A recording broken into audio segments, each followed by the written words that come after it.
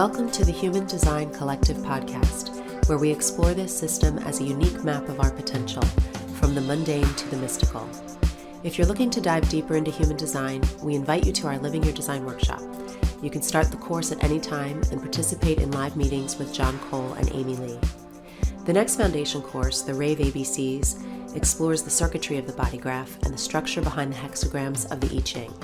It is the beginning of truly seeing the mechanics of the Maya, the energetic dynamics that shape our experience. For more information, go to courses.humandesigncollective.com. Our Spotlight episodes take a quick look into the core design concepts and questions from our listeners. If you are new to human design, these can offer insight into the foundation of the system. And if you're more experienced or have gotten lost in the details, these are reminders of what is simple and essential. If you have a specific question for us to discuss, you can submit it by going to humandesigncollective.com or see the show notes. Amy and I wanted to look at this question of health through the context of human design today. In human design, it's often said that the body is the life.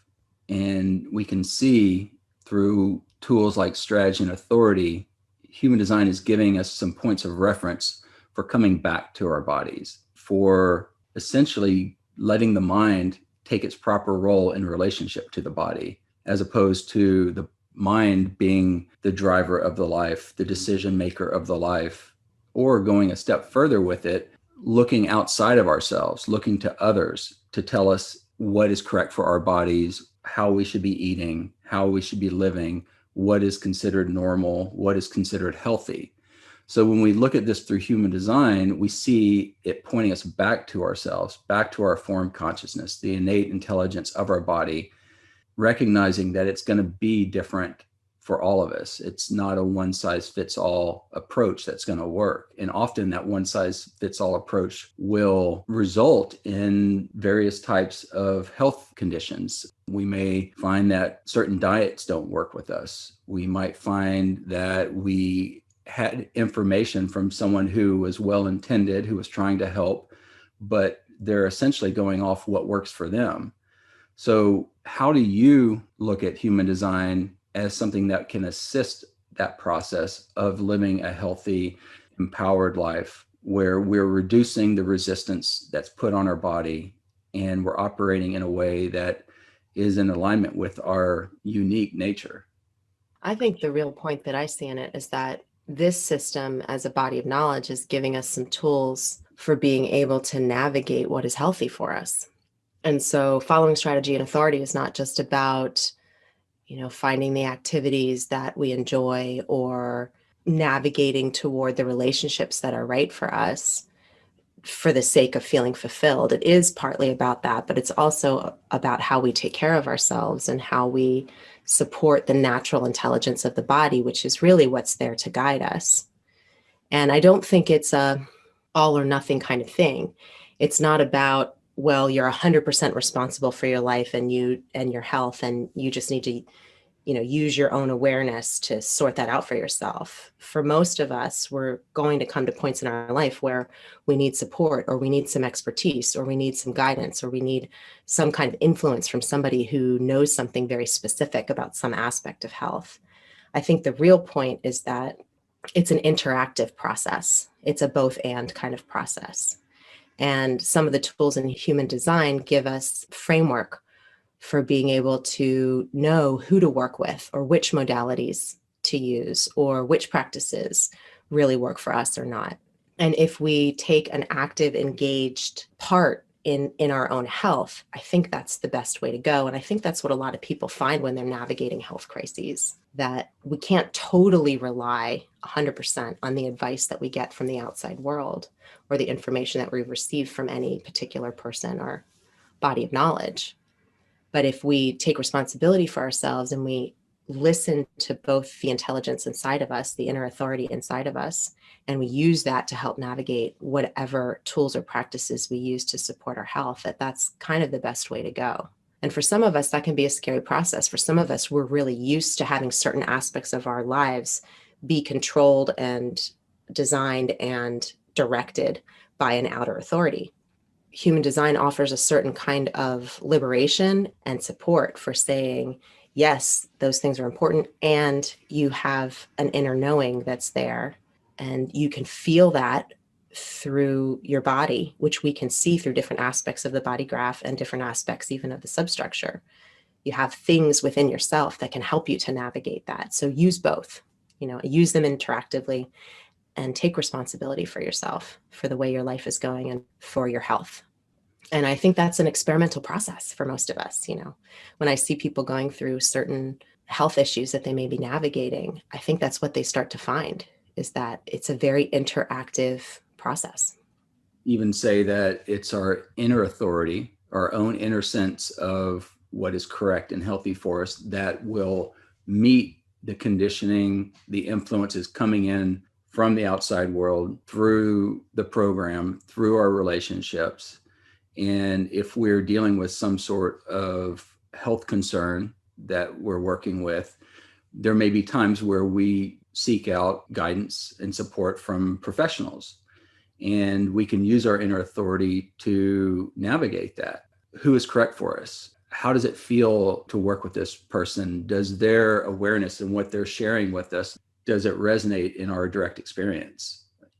And see, all right, well, I'm going to try this diet. I'm going to eliminate certain foods from my diet.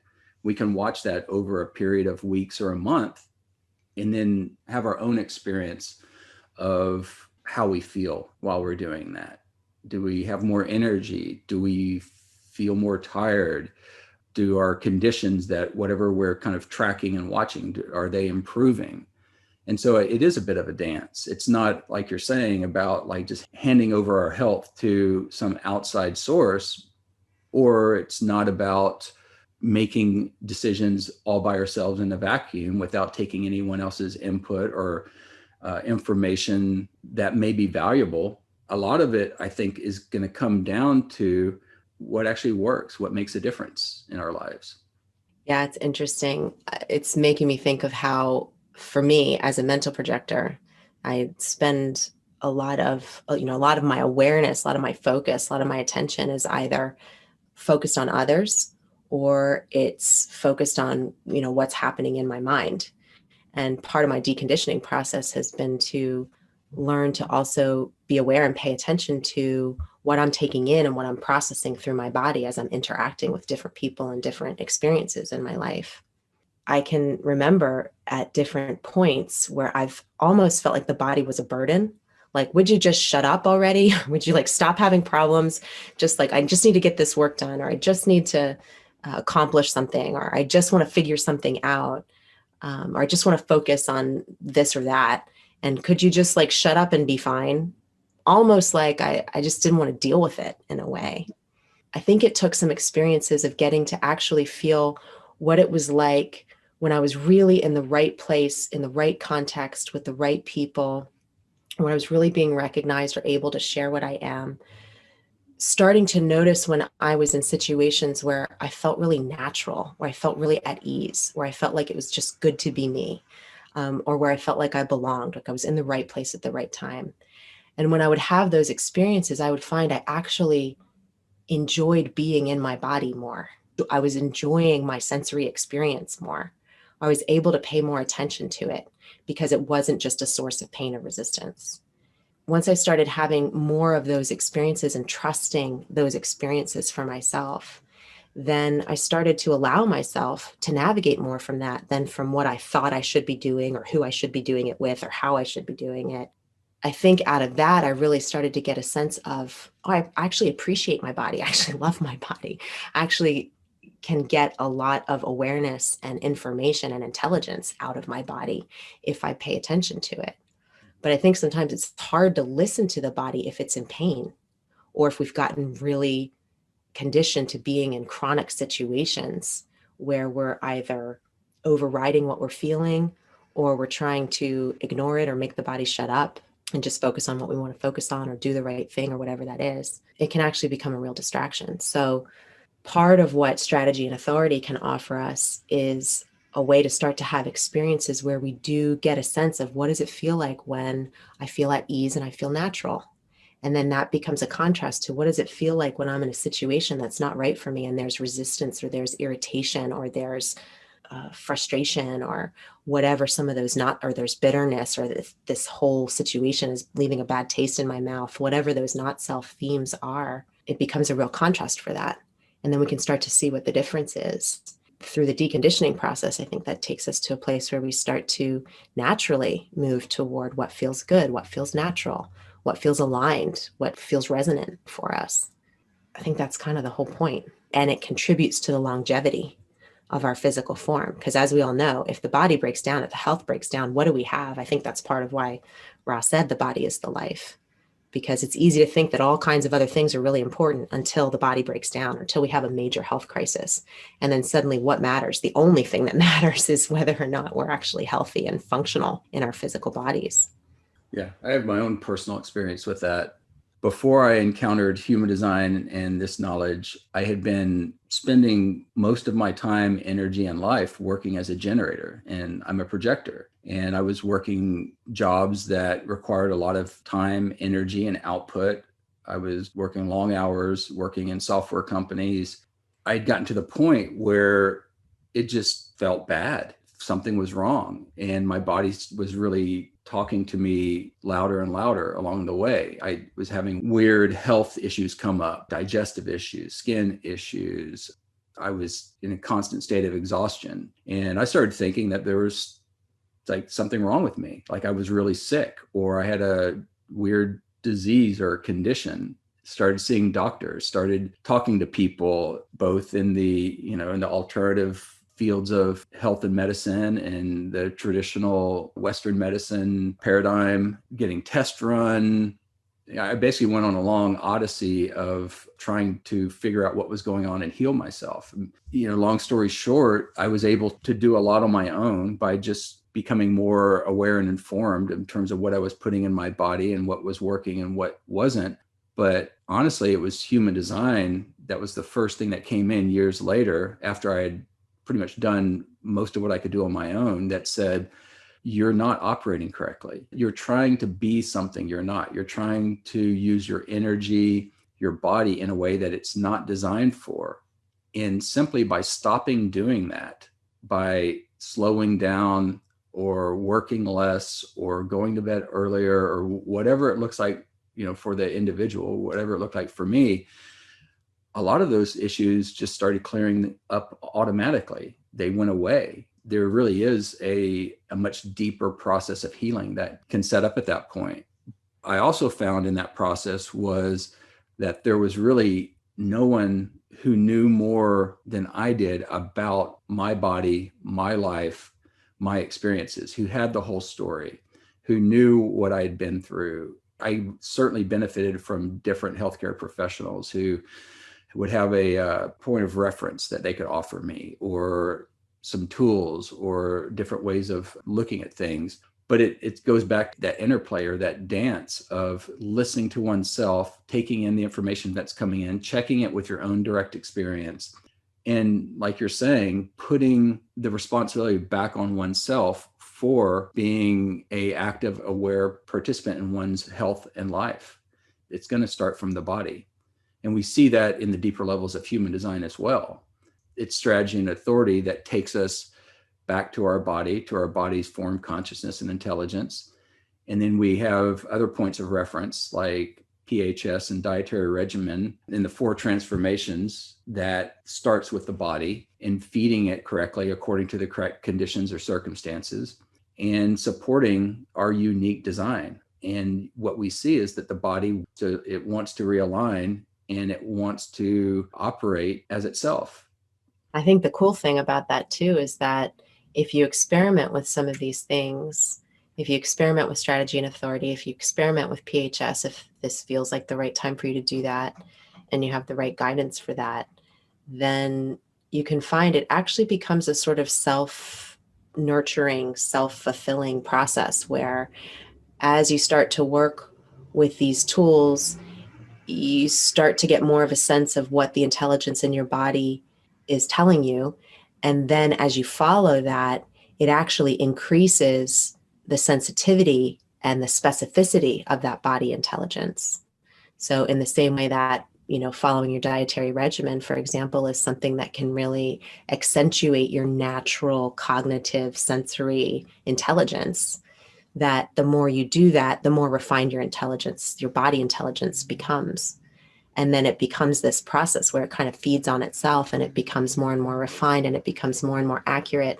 And you also develop your own sense of trust with yourself and your own awareness as you're interacting with all these different influences in the world.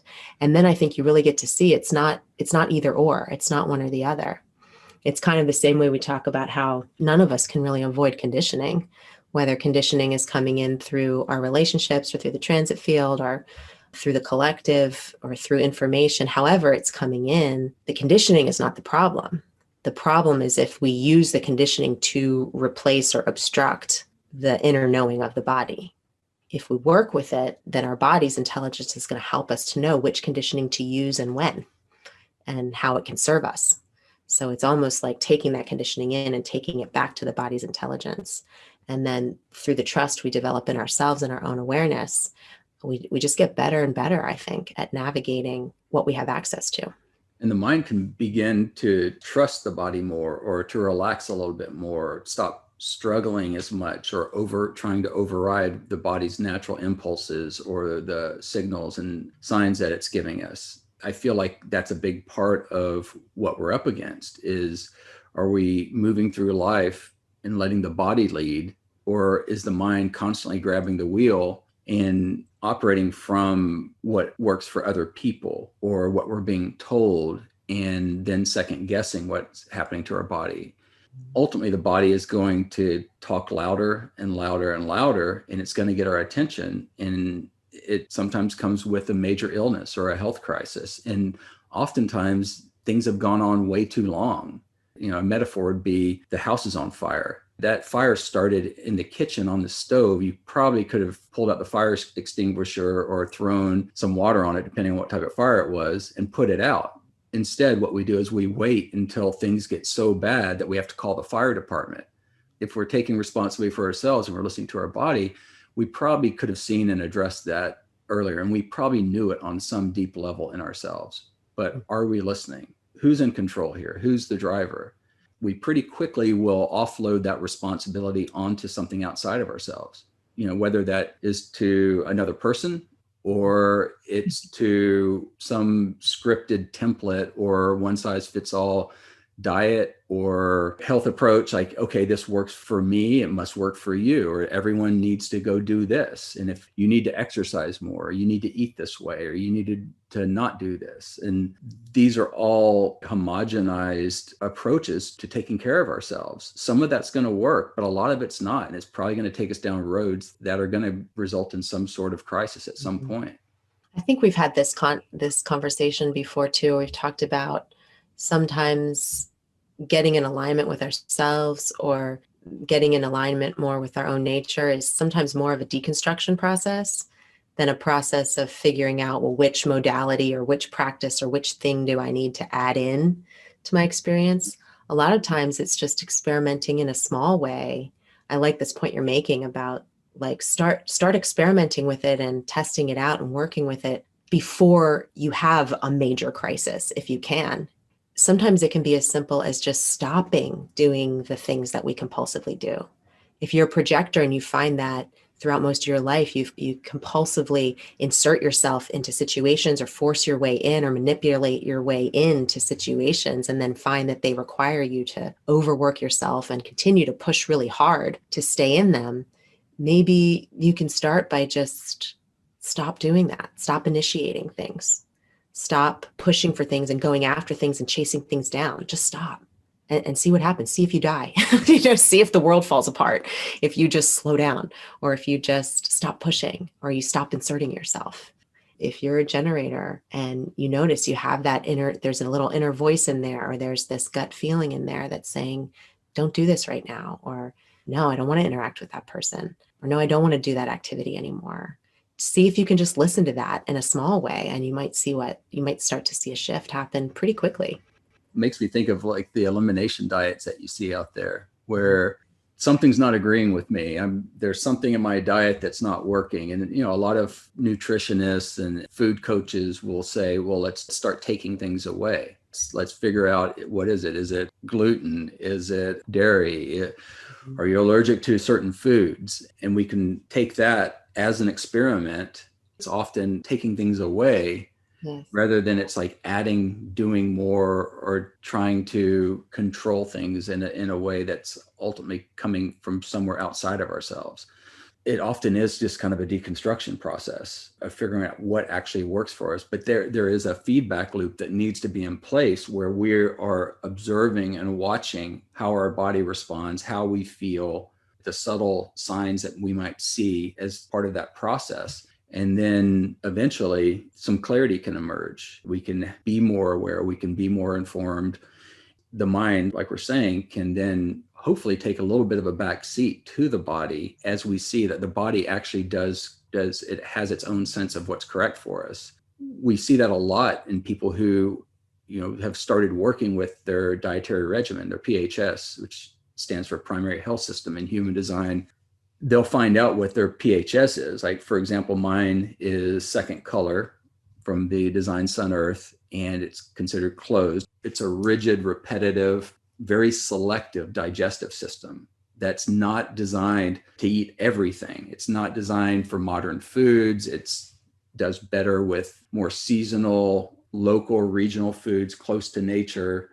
But it optimizes through time and through repetition by eating the same things. When I started experimenting with my PHS, is that I was already doing that. I was like, oh, that's me going to the same restaurants all the time, ordering the same thing. Or I find something that I really like that tastes good, and I just keep going back to it. But then what you're going to hear from others is, you should be eating more variety in your diet. Those are too many eggs. You shouldn't be eating that many eggs, or something like that. We're going to ultimately run up against what we're being told from the outside versus what our body naturally wants to do. I have an example too of my son, who is color 6 in his determination. So that's an indirect eater. Indirect is sensitive to light and designed to eat mostly at night. He was born before I had found Human Design and had access to this knowledge. And I remember, when he was getting up and going to school in the morning, trying to get him to eat breakfast, for example, as a caring parent, a parent who wanted his son to go to school with a full stomach and a good breakfast, but he didn't want to eat it. We kind of went back and forth, and sometimes he would, sometimes he wouldn't, but he naturally was not hungry in the morning. And then we'd send him to school with a lunch, and his lunch would often come back half eaten. So we start thinking, oh, maybe there's something wrong here. This is not the way people eat, or, everyone needs 3 balanced meals a day. Well, it turns out that he is not hungry during the day, and he likes to eat at night. He'll often come home from school and want a snack, and then he'll eat dinner, and then he'll eat a second dinner later. But you see some families have rules like, no, the kitchen's closed. You eat everything, you clean your plate, you eat what we feed you when we feed you. And then we wonder why our kids are getting sick, or why they're not healthy in some way, or, they don't feel good. I think that's a big part of what we're up against, is we're up against basically homogenized, conditioned health, regardless of how well-intentioned it is. There is no one size fits all. And I think it has to be brought down to the individual in terms of what is correct and healthy for their bodies, and listening to that. And fortunately, Human Design gives us a lot to work with there. We have a lot of points of reference in the deeper levels of design and the substructure. We have strategy and authority to start with, basically a way of kind of interrupting the mind's grip over the life and pointing us back to the body so that we can feel into our sacral response, or we can get in tune with our splenic instincts or our senses, and we can learn to trust that. Yeah, I think one of the cool things that's happening now, even though it creates a sort of overwhelm, is that we have access to so much information. I mean, there are so many practitioners out there. There are so many nutritional regimens and behavioral regimens and exercise programs and health philosophies. There's so many of them out there now that in some ways it's not as simple as just maybe, 100 years ago, if you had the family doctor and they said, do this, and that was all you had access to. Now it's sort of like, we have access to millions of different streams of information and bodies of knowledge and recommendations. And in a way, that's really overwhelming. But on the positive side, I think it puts us in a position where what can we do?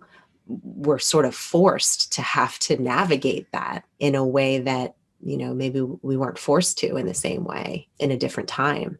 Right now, especially with everything going on in the world, and there's a lot of different health issues that people have been experiencing. I think in recent years, the kind of things we see coming up in children, there's a lot going on in terms of health. I think it requires us to consult something inside of ourselves in order to navigate that, which is ultimately a support for our individual intelligence. I think ultimately that's a good thing. So today's talk was really just an introduction to looking at health through the human design system. It's not meant to be exhaustive or to be a substitute for your own experiment or working with qualified professionals. I feel like there's a lot that we can work with on the surface, starting with strategy and authority in terms of a way to reduce internal and external resistance.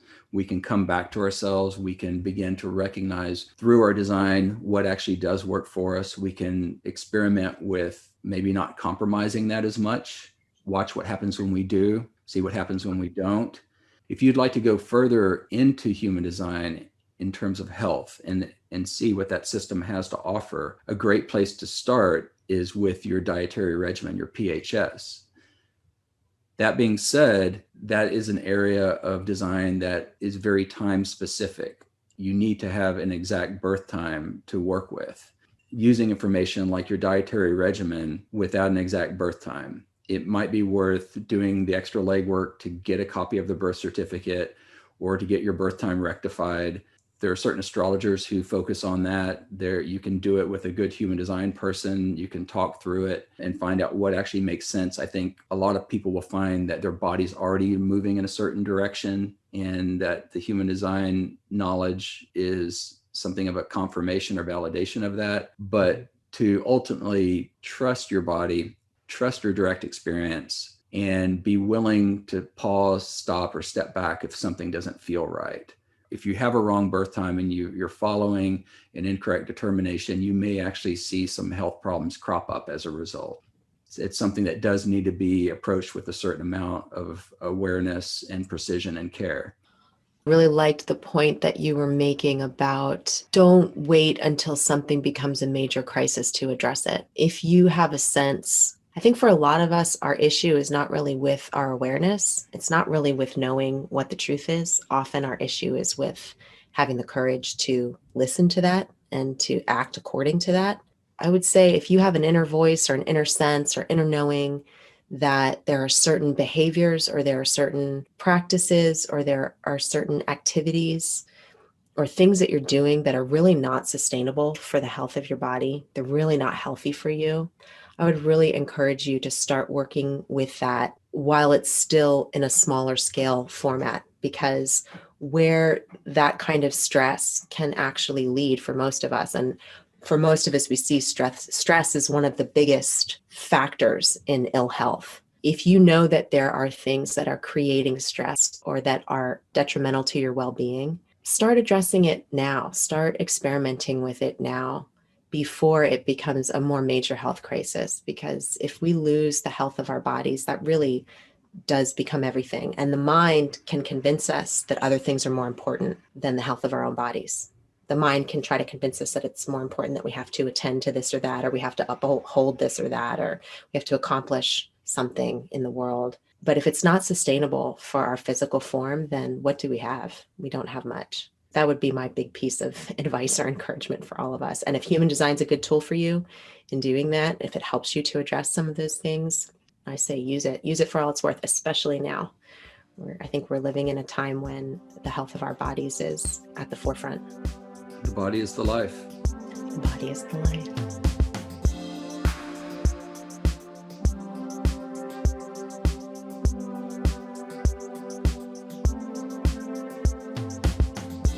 Thank you for listening to the Human Design Collective podcast. If you enjoyed the show, please review us and share. For more information about us and to connect with others on this experimental journey, please visit us at humandesigncollective.com. You can also learn more by exploring our course and workshop offerings at courses.humandesigncollective.com. Music for the Human Design Collective podcast, courtesy of Role Model. For more information, see the show notes. And please stay tuned for more upcoming episodes on the same channel.